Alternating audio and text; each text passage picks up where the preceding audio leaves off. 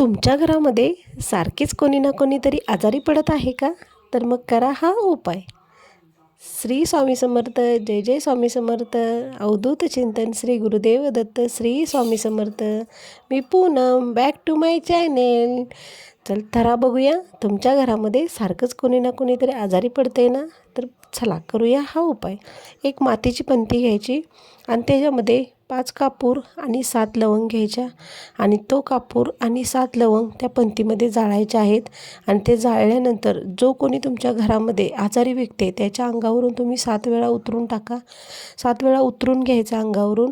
आणि हा उपाय तुम्ही शनिवारी जर केलं तर म्हणजे खूपच छान आहे. आणि हा संध्याकाळी करायचा आहे उपाय 7 वाजता किंवा 7:30 ते 7च्या दरम्यान, किंवा म्हणजे संध्याकाळी 8 वाजेपर्यंत जरी केला तरी चालेल तुम्ही हा उपाय. आजारी कोण व्यक्ती आहे त्याच्या अंगावरून हा कापूर आणि लवंग घेऊन 7 वेळा उतरवायचं आहे. आणि उतरल्यानंतरला ते तुम्ही घराच्या बाहेर एका निवांत ठिकाणी किंवा छतावरती जरी ठेवलं तरी ते चालेल. अशा ठिकाणी तुम्ही ठेवा आणि हा उपाय करून बघा. तुमच्या घरातला जो कोणी व्यक्ती आजार आहे त्याला फरक पडायला म्हणजे फरक पडेल, किंवा त्याचा आजार बरा व्हायला तुम्हाला नक्कीच जाणवेल की त्याच्यात म्हणजे फरक पडला आहे. हे तुम्ही करून बघा. मोठ्यातला मोठा आजार पण आहे ना, तो पण थोडं कमी व्हायला फरक पडेल. तुम्ही हा उपाय करून बघा. जर शनिवारी केला तर अतिउत्तम आहे. हा उपाय नक्की करा. नक्की तुमच्या घरातला आजार पण लवकरच दूर होईल.